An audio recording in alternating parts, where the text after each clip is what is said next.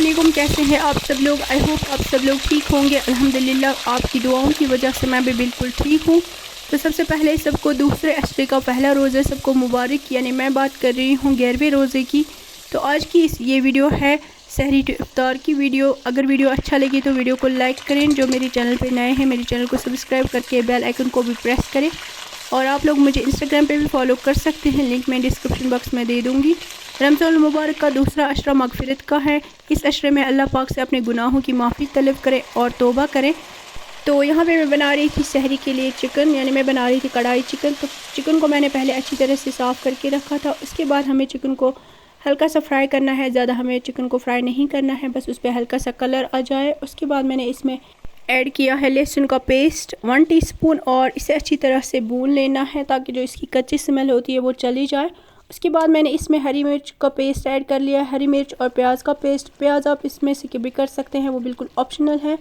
आप चाहे तो इसमें ऐड कर सकते हैं, चाहे तो बिल्कुल भी ऐड मत कीजिएगा। और उसको भी हमने 2 मिनट तक अच्छी तरह से भून लेना है। उसके बाद मैंने इसमें ऐड कर लिया है टमाटर का पेस्ट और उसी के साथ में मैंने इसमें लाल मिर्च पाउडर ऐड कर ली है। आप सारे स्पाइसेस अपने हिसाब से ऐड कर लीजिएगा। और यहाँ पे मैंने लाल मिर्च पाउडर के बाद इसमें ऐड कर लिया था हल्दी पाउडर और साथ में मैंने ज़ीरा और सौंफ पाउडर भी इसमें ऐड करके इसमें दही ऐड कर लूँगी और इसे हम अच्छी तरह से भून लेंगे। दही हमें फेंट के ऐड करनी है और जो गैस की फ्लेम है वो लो करके फिर हमें दही ऐड कर लेनी है। इसके बाद मैं इसमें ऐड करूँगी हरी मिर्चें कट करके। मैंने यहाँ पे 2 हरी मिर्चें कट कर ली थी और वो मैंने इसमें ऐड कर ली और साथ में हरा धनिया और कसूरी मेथी इसमें ऐड कर लूँगी। और ये मैं बना रही थी सहरी के लिए। इसकी फुल रेसिपी जो है वो मेरी चैनल पे है, कढ़ाई चिकन की फुल रेसिपी आप चाहे तो उससे देख सकते हैं। इसलिए मैंने यहाँ पे फुल रेसिपी नहीं शेयर की आप लोगों के साथ में। तो अब हम इसे रखेंगे पकने के लिए। तो ये सिर्फ सहरी के लिए मैं बना रही हूँ। तो इसके बाद मैंने इशा की नमाज़ भी पढ़ ली और इशा की नमाज़ से जब मैं फ़्री हुई थी तो मैंने सोचा जहाँ पे मैं आपसे कुकिंग, अपनी ड्रेसेस, हर चीज़ अपनी ज़िंदगी की शेयर करती हूँ, वहाँ पे मैं कुछ आपसे एक और अच्छी बात शेयर करूँ। मैं जब भी हमेशा इशा की नमाज़ पढ़ लेती हूँ तो सूरह बकरा की जो 2 आखिरी आयत है, सूरह बकरा की आखिरी 2 आयत सबको पता ही होगा, मैं लाजमी पढ़ती हूँ इशा की नमाज़ के बाद। मैंने तो बल्कि अपने मोबाइल में स्क्रीनशॉट भी लेके रखा हुआ है। मैं कभी भी पढ़ लेती हूँ लेकिन रात को लाजमी पढ़ती हूँ। आपको पता है इसकी कितनी फ़जीलत है, ये आपको नज़र से बचाती है। दूसरा इसके बारे में हदीस है, जो शख्स रात को इसे पढ़ता है तो ये उस रात में हर चीज़ के लिए काफ़ी होती है, यानी फिर उसे किसी चीज़ की ज़रूरत नहीं होती। ये उसको हर बुराई से रात की महफूज रखती है, हर तरह की चीज़ों से महफूज रखती है। तो इसे लाजमी पढ़ा करें। बाकी आप इसकी हिस्ट्री पढ़ेंगे तो आपको खुद पता चल जाएगा कि इसकी कितनी फ़जीलत है। तो सूरह बकरा की जो 2 आखिरी आयत है इसको आप रात को सोने से पहले ज़रूर पढ़ लिया करें। तो ये था सहरी का टाइम। सहर खाना आया था उठाने सबको, तो हम पहले ही उठ गए थे क्योंकि हमें तहज्जुद भी पढ़ना था। तो तहज्जुद की नमाज़ के बाद अब हम करेंगे सहरी।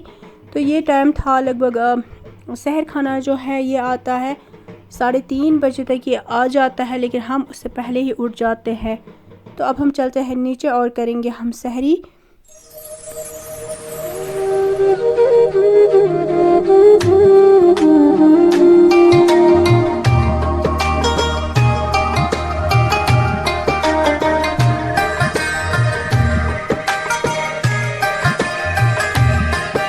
तो यहाँ पे हम सहरी कर रहे हैं, मतलब हम यहाँ पे चावल और जो कढ़ाई चिकन बनाया था वो खा रहे हैं। इसके बाद हमने चाय पी ली और साथ में लस्सी भी वो भी पी ली थी। ज़्यादा हमने शूट नहीं की क्योंकि इसके बाद जो लाइट चली गई थी और इसीलिए हमने फिर ज़्यादा शूट नहीं किया। तो बस इसके बाद हो गई थी अज़ान और यहाँ पे हम पढ़ने लगे थे नमाज़। और नमाज़ पढ़ने के बाद हम सो गए थे। तो फिर जो है हम नेक्स्ट अफ्तारी की तैयारी पे चलते हैं। तो हम में से जो ज़्यादातर लोग हैं दीन के मामले में इसलिए इतने स्ट्रगल करते हैं क्योंकि हम खुद को सिर्फ बाहर से बदलने की कोशिश करते हैं, अंदर से नहीं। हम में से अक्सर लोगों का कॉन्सेप्ट ये है कि इबादतें जिस्मानी होती हैं। हम सोचते हैं कि अल्लाह तक पहुंचने के लिए सिर्फ बाहर से बदलना काफ़ी होता है, हालांकि हकीकत नहीं है। इबादतें जो है वो रूहानी होती है। जब आप जायनमाज़ पे खड़े होते हैं तो आपकी टांगें आपको जायनमाज़ पे खड़ा नहीं करती, आपका दिल करता है। जब आप सालों से रखे हुए धूल में लिपटे कुरान की तरफ नज़र करते हैं और फिर जब उस धूल को साफ़ करके कुरान को पकड़ते हैं तो उस कुरान को आपके हाथ नहीं पकड़ते, आपका दिल थामता है। ایمان ہمارے اندر سے شروع ہوتا ہے، پھر ہی اس کی روشنی باہر دکھائی دینے لگتی ہے۔ جسم تب تک عبادت نہیں کر سکتا جب تک روح عبادت گزار نہیں بن جاتی۔ تو یہ سوچنا چھوڑ دے اب کہ اللہ توفیق نہیں دیتا، اور یہ سوچے کہ آپ توفیق مانگتے ہیں۔ جیسے قرآن ہمیں سکھاتا ہے کہ اللہ کسی قوم کی حالت تب تک نہیں بدلتا جب تک کہ وہ خود اسے نہ بدلے جو ان کے دلوں میں ہے۔ اللہ صرف اپنی ہی طاقتوں کے ساتھ آپ کی حالات کو اچھے سے برے سے اچھا نہیں کرتا۔ اللہ صرف اپنی حکمتوں کے ساتھ آپ کی سختیوں کو آسانیوں میں یا آپ کی آسانیوں کو سختیوں میں نہیں بدلتا۔ آپ کو سب سے پہلے خود کو بدلنا پڑتا ہے، پھر ہی اللہ بھی آپ کی مدد کرتا ہے۔ اللہ نے آپ پر بندشیں نہیں لگائیں، اللہ نے آپ کو ہر لحاظ سے خود مختار بخشے ہیں کہ آپ جو چاہیں اپنے لیے منتخب کر سکتے ہیں۔ تو اب اگر آپ ان چیزوں کا انتخاب کرتے ہیں جن سے اللہ نے روکا ہے تو پھر ان کے برے نتیجے پر بھی اللہ کو بلیم نہیں کر سکتے۔ اگلی 4 نمازوں کی توفیق تبھی ملے گی جب پہلے ایک نماز پڑھی ہوگی۔ قرآن تبھی سمجھ میں آئے گا جب روز اسے پڑھنے کی کوشش کی ہوگی۔ نیت عمل سے زیادہ اہم ہوتی ہیں۔ آپ ایک نماز اس نیت سے پڑھ کر دیکھیں کہ اللہ آپ کو باقی نمازوں کے لیے بلائے گا، پھر اللہ واقعی آپ کو اگلی نمازوں کی طاقت دے گا۔ آپ قرآن کی صرف ایک آیت روز اس نیت سے پڑھ کر دیکھیں کہ اس کے ذریعے میں نے اللہ سے بات کرنی ہے، تو پھر آپ کو نہ صرف اللہ کی باتیں نظر آنے لگے گی بلکہ سمجھ میں بھی آنے لگے گا جو دل ہے، عبادتوں کے سارے معاملات اس دل سے شروع ہوتے ہیں۔ تو پھر محسوس کریں گے کہ یہ دل آپ سے کیا کہتا ہے، کیا یہ واقعی ہدایت مانگتا ہے۔ تو قرآن اگر آپ دین کو فالو کرنا چاہتے ہیں لیکن آپ کو یہ سمجھ نہیں آ رہے کہ آپ کہاں سے شروع کریں، تو آپ اپنے سفر کی ابتدا قرآن سے کریں۔ انسان کی فطرت ہے کہ یہ انسان لفظوں سے محبت کرتا ہے، اور جب اسے لفظوں سے محبت ہو جاتی ہے تو اسے ان لفظوں کو بنانے والے سے بھی محبت ہو جاتی ہے۔ تو پھر اللہ سے محبت کا یہ سلسلہ آپ قرآن سے شروع کریں۔ روز قرآن کی ایک آیت پڑھیں، صرف ایک آیت ترجمے کے ساتھ۔ آپ نے ریس نہیں لگانی کہ رمضان ہے تو قرآن ختم کرنا ہے، آپ نے قرآن کو سمجھنا بھی ہے۔ قرآن صرف ایک اجر و ثواب کی کتاب نہیں ہے، قرآن ایک لائف سٹائل ہے۔ قرآن آپ کو زندگی گزارنے کا طریقہ سکھاتا ہے اور بندگی کا سلیقہ بتاتا ہے۔ عمل سے زیادہ نیت اہم ہوتی ہے، جیسے رسول اللہ صلی اللہ علیہ وسلم نے فرمایا کہ تمام اعمال کا دارمدار نیت پر ہے، اور ہر عمل کا نتیجہ ہر انسان کو اس کی نیت کے مطابق ملے گا۔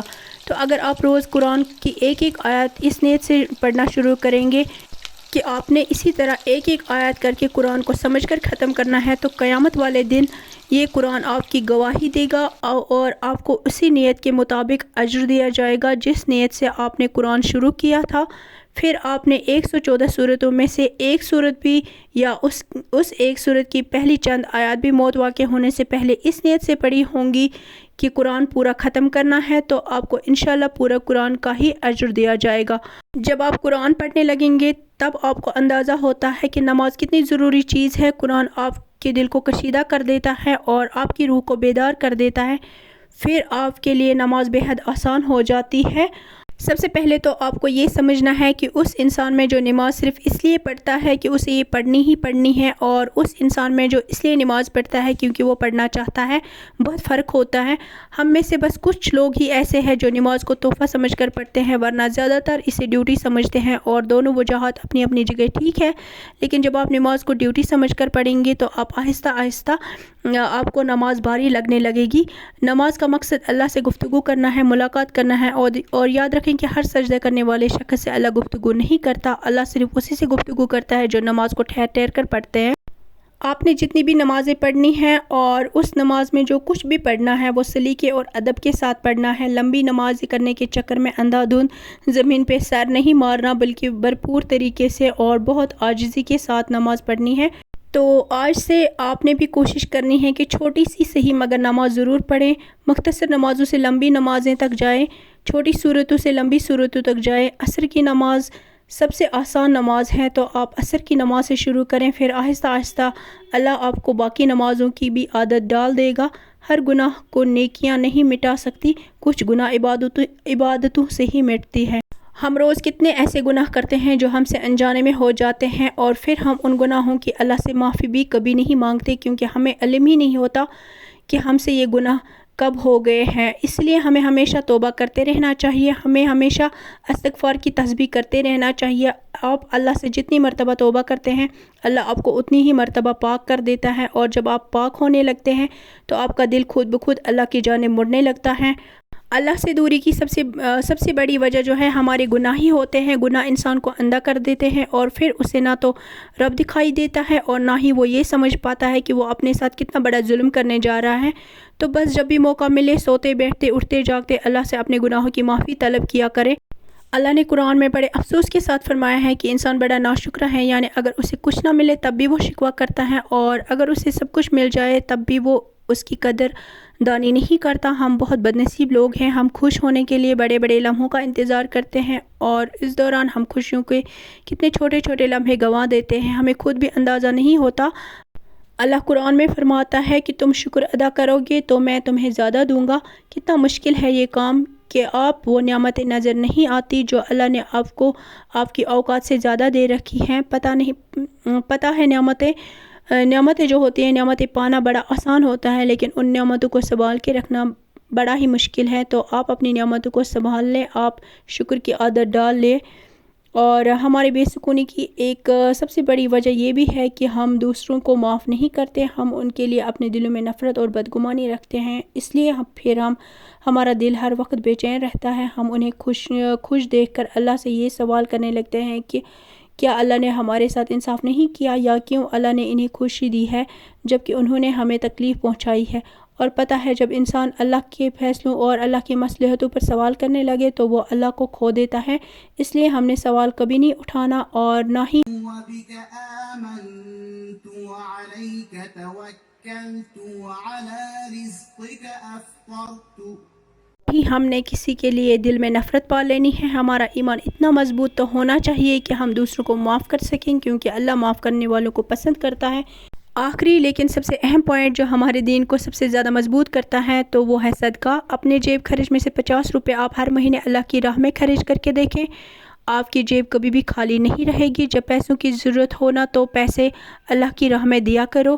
یہ بات سن کے آپ کو بہت ہی عجیب سی لگی ہوگی کہ جب پیسے کی قلت ہے تو پیسے کیوں خرچ کریں، یعنی جب آپ اللہ کی رضا کے لیے کوئی چیز قربان کرتے ہیں تو اللہ اس چیز کا اجر آپ کو لائف ٹائم کے لیے دیتا ہے۔ اور صدقے کے لیے ضروری نہیں کہ ہمیشہ پیسے ہی خرچ کیے جائے۔ اگر آپ پیسے خرچ نہیں کرنا چاہتے ہیں تو مسکرا دینا بھی صدقہ ہے۔ کسی کو اللہ کے لیے وقت دینا بھی صدقہ ہی ہے۔ راستے میں پڑے پتھر کو اس نیت سے اٹھا دینا کہ کسی کو یہ لگ نہ جائے، خون پسینہ بہا کر اللہ کو خوش کرنے کے لیے حلال کمانا بھی صدقہ ہی ہے۔